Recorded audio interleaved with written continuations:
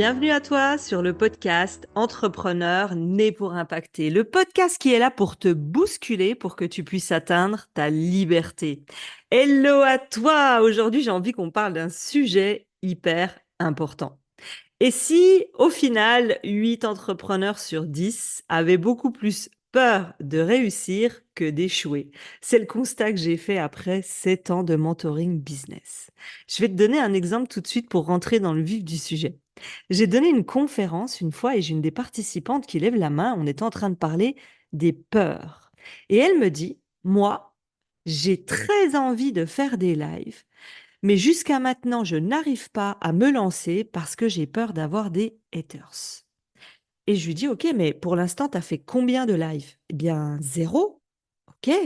Et tu as combien d'abonnés? Ben, 100. Alors, tu connais un peu mon franc-parler et mes coups de pied au cucu. J'aime faire des blagues et j'aime être direct. Et là, je lui réponds, bah écoute, j'ai une super nouvelle pour toi. Et là, toute heureuse, elle me dit, ah bon, laquelle? Je lui dis, je te rassure, t'es pas Beyoncé. Et tu seras pas Beyoncé demain. Donc, comment te dire qu'aujourd'hui, en ayant fait zéro live et une centaine d'abonnés, tu as le temps d'arriver à remplir le Stade de France. Donc, plutôt que d'anticiper la peur d'avoir des haters qui n'est pas présente puisque tu ne passes pas à l'action alors que tu en meurs d'envie, tu es en train, en gros, de t'auto-saboter. C'est fou quand même comment on peut déjà anticiper ses peurs, ses échecs, sa réussite et vraiment de se bloquer complètement. Avant d'avoir du succès avec tes lives, tu as le temps de commencer à en faire quelques-uns. Et puis, si un jour tu te rends compte que tu commences à avoir des haters, tu auras le temps à ce moment-là de résoudre cette problématique. Mais arrêtons d'anticiper. Maintenant, j'ai envie de te proposer plusieurs possibilités qui font qu'aujourd'hui, comment tu peux avoir peur de réussir, de quoi ça vient, et puis tu vas vite comprendre aussi qu'en comprenant d'où ça peut venir dans ton histoire, dans tes croyances, dans la famille, ça va te permettre de passer à une étape supérieure pour te libérer de cette peur de réussir. Alors, la première des possibilités, c'est parce que ton objectif n'est pas aligné avec tes valeurs, donc en réalité, tu t'auto-sabotes pour ne pas atteindre cet objectif. Tu verras, je t'en ai parlé dans un autre épisode que je te mets en description. Peut-être qu'aujourd'hui, tu désires avoir la valeur liberté et travailler un jour par semaine et tu cours après l'objectif des 1 million. Il y a un tiraillement intérieur, mais je te donne vraiment plus de détails. Je te conseille d'aller écouter l'autre épisode sur le sujet de la réussite des objectifs.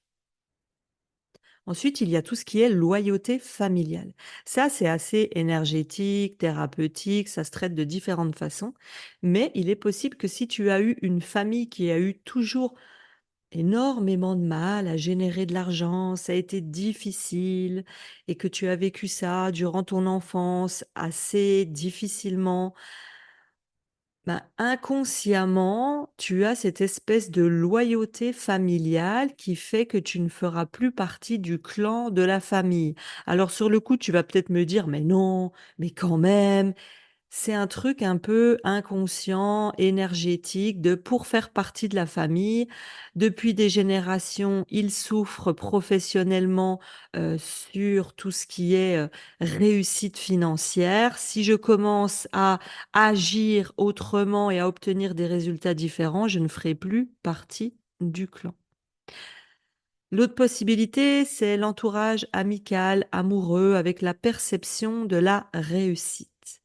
Si je vais obtenir une entreprise avec un grand succès, je vais être moins appréciée. Je ne vais plus être la même personne. Je ne serai plus une personne bien si je gagne beaucoup d'argent.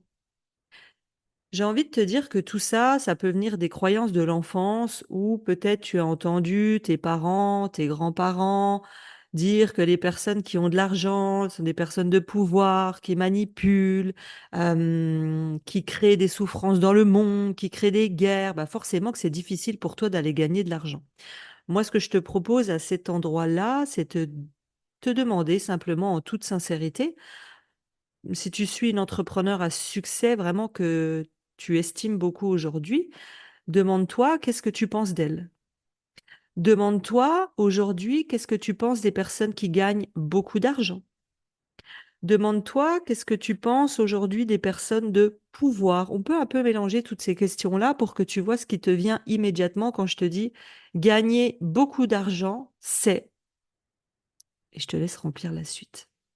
Comme ça, tout ce qu'on va voir ensemble, ça va te permettre d'aller travailler le point qui te concerne le plus pour t'en libérer. Ensuite, il y a toute l'histoire familiale. J'ai déjà eu des clientes qui avaient eu, par exemple, un papa entrepreneur qui avait coulé plusieurs sociétés. Ça avait créé quand même des souffrances assez fortes dans la famille, beaucoup de conflits, beaucoup de cris, un papa souvent absent ou un papa quand il était présent qui était en mal-être profond parce que son entreprise avait des difficultés.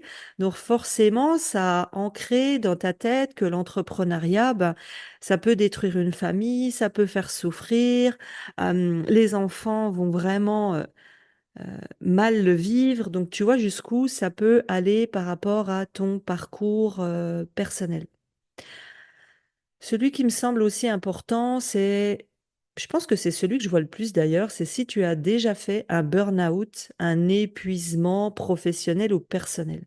C'est une des causes majeures que je constate parce qu'en réalité, on sait qu'on peut aller assez loin jusqu'à se cramer, disons les choses, parce qu'on est des personnes entières, déterminées, on aime aller au bout des choses, on donne tout ce qu'on a, on est des personnes de parole, de confiance. Donc on sait qu'on va aller au bout, quitte à complètement s'oublier, se perdre, soit pour satisfaire l'extérieur, soit pour atteindre un objectif. Là où je peux te rassurer, c'est que tu n'es plus la même personne. Tu sais exactement ce qui t'a fait tomber une première fois ou deux fois en burn-out. Donc aujourd'hui, tu as la pleine capacité de repérer les signes. Et la bonne nouvelle que j'ai envie de te donner, c'est que c'est toi la capitaine de ton bateau, de ton entreprise.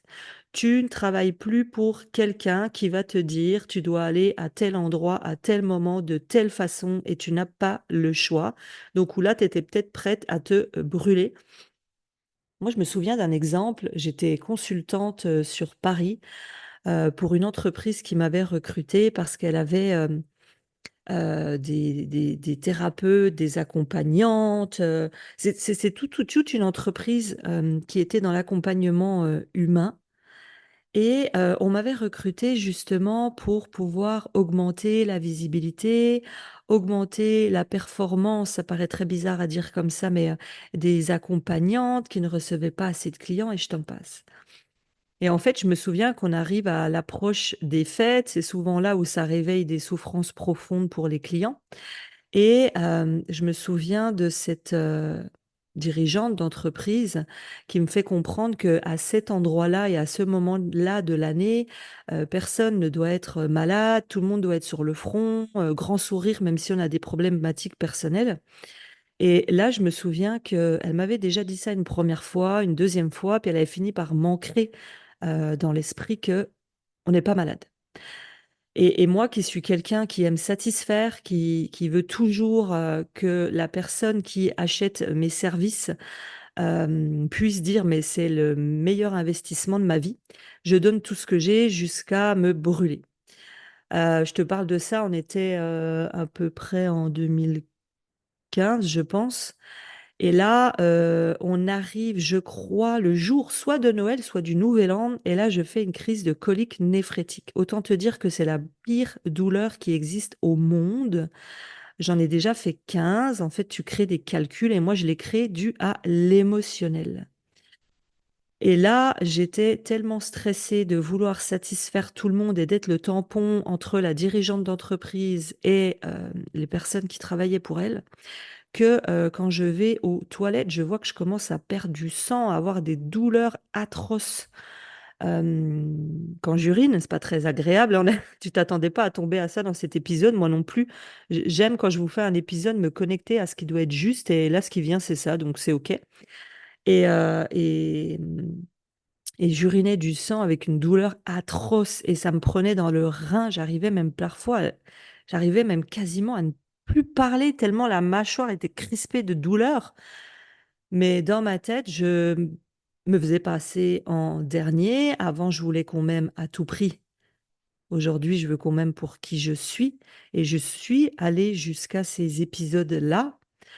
Tout ça pour te dire quoi? C'est que quand j'ai vécu cette expérience, j'ai assez vite compris que quand je me mettrais à mon compte, j'allais définir ce qui était essentiel pour moi, important pour moi, et que j'allais plus dépasser ces limites, soit de l'hyper-performance, soit de l'hyper-amour où je veux aller pour satisfaire, quitte à me brûler.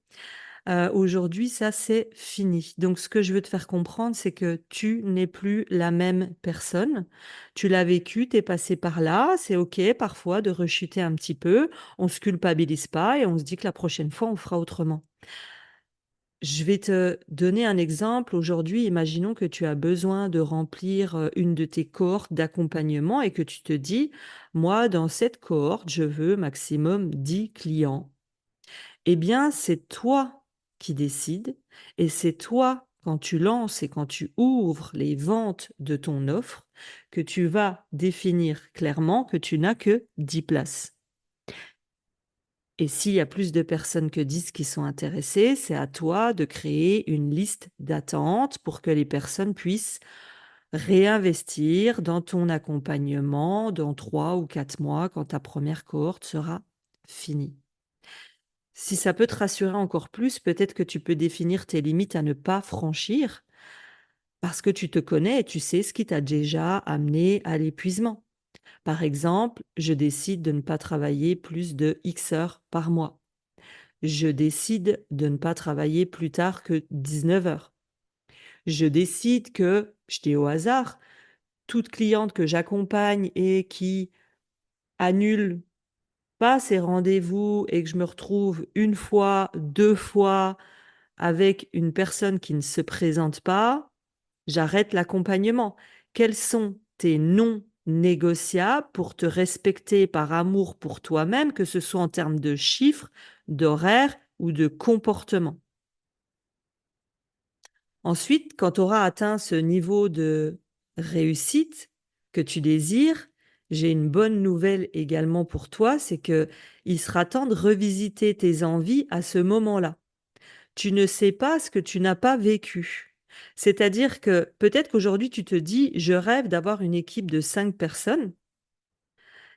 Tu vas atteindre ton succès, c'est ton objectif, et au final, le jour où tu as ton équipe, tu vas te rendre compte que ça ne te plaît pas, que ça ne fonctionne pas, que tu prends beaucoup moins de plaisir qu'avant et que tu préférais quand tu étais toute seule.